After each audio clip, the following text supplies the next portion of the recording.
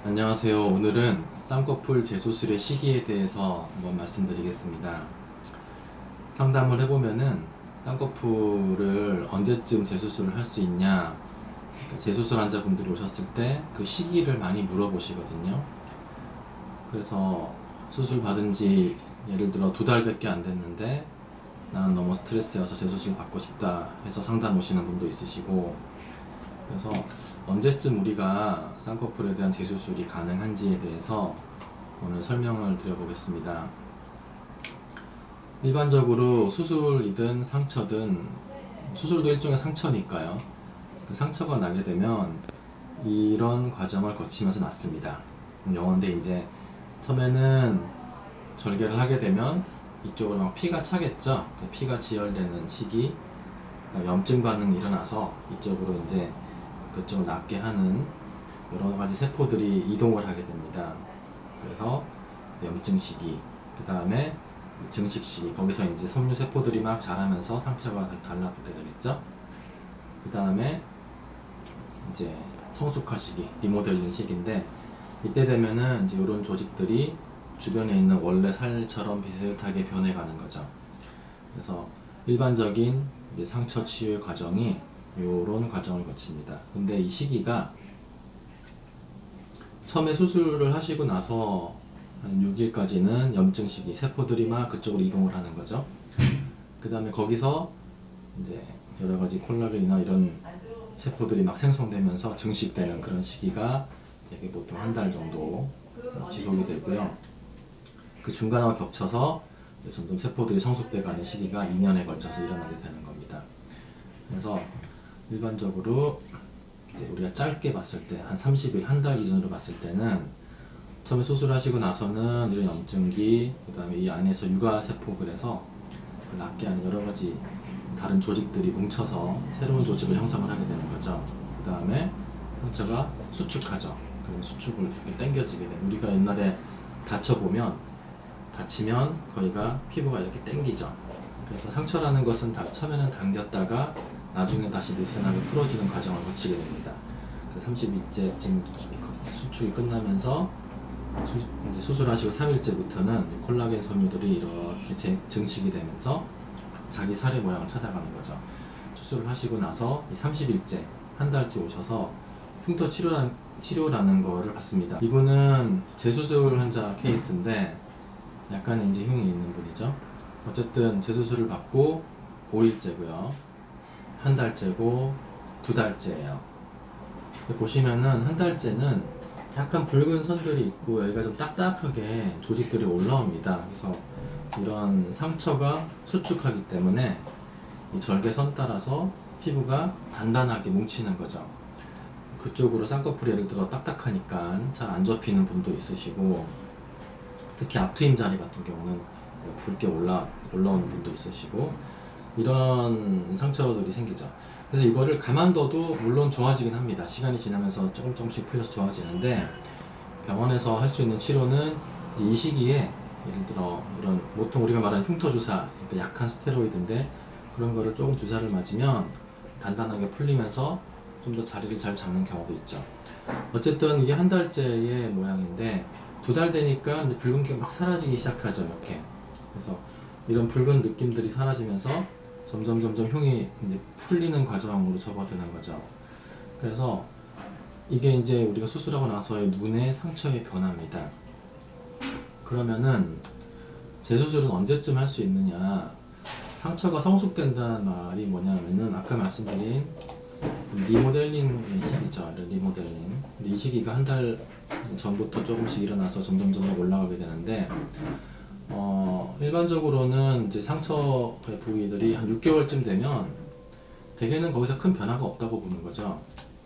그래서 상처가 완전히 성숙된 6개월 이후에는 그 모양 판단을 해서 흉도 많이 가라앉아 있고, 그래서 첫 수술을 하시고 나서는 보통 6개월 이후에는 재수술이 다 가능합니다. 그런데 재수술을 받으신 분이 또 재수술을 하고 싶다고 할 경우에는 약간은 달라요.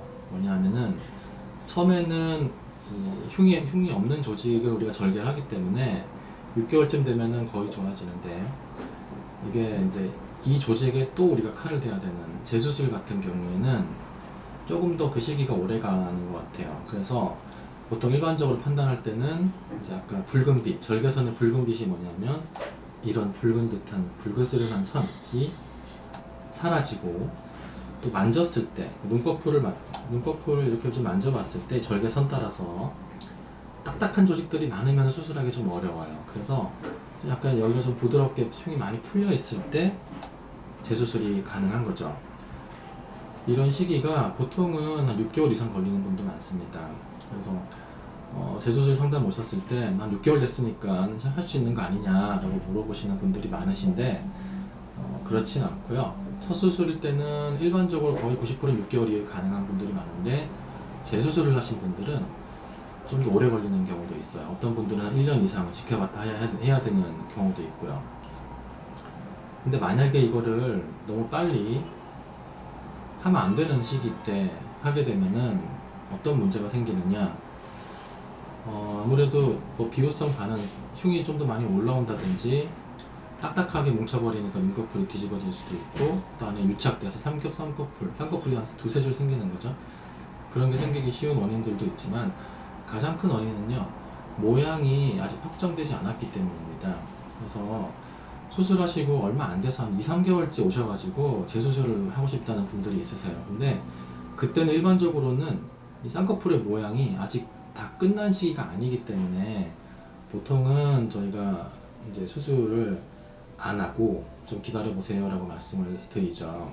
왜냐하면은 모양이 다 변화가 끝나지 않았는데 건드려 버리면은요, 거기서 또 모양이 달라지기 때문에 모양 예측이 좀 어려워요.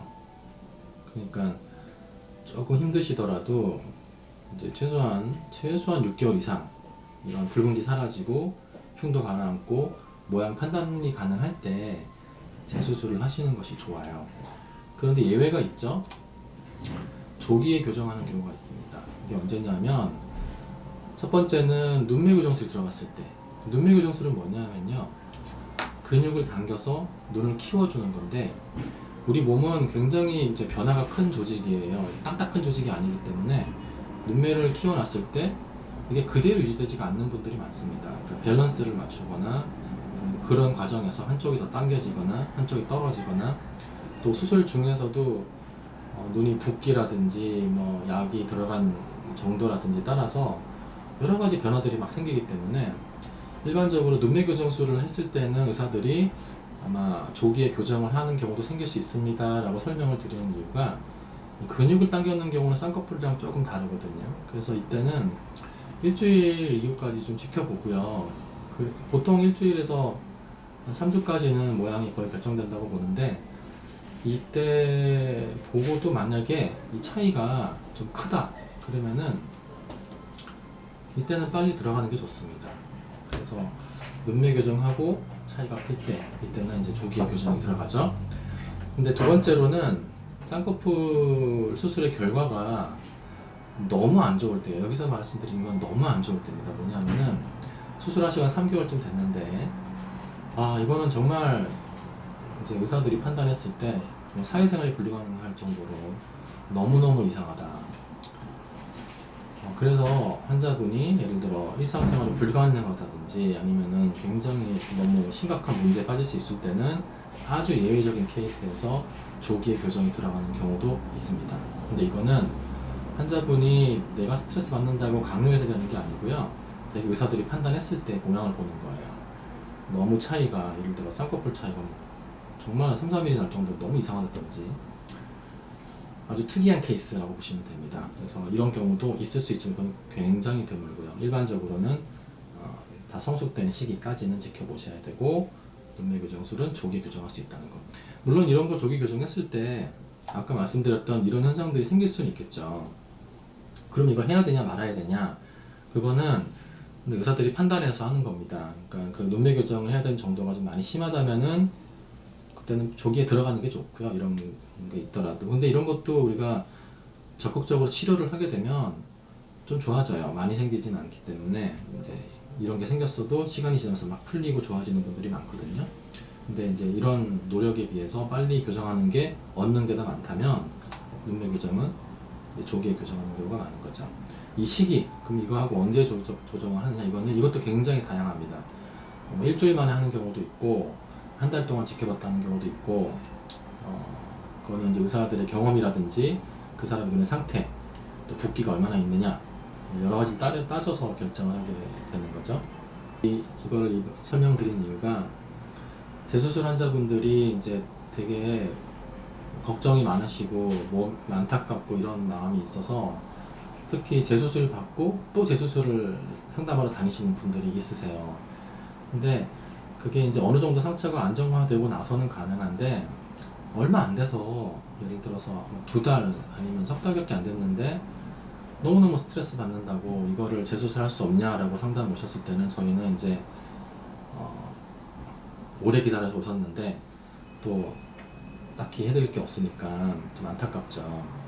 그래서 아무리 좀 힘드시더라도 보통은 이제 이런 시기는 지켜주시는 게 눈을 위해 좋습니다. 본인의 눈을 위해서.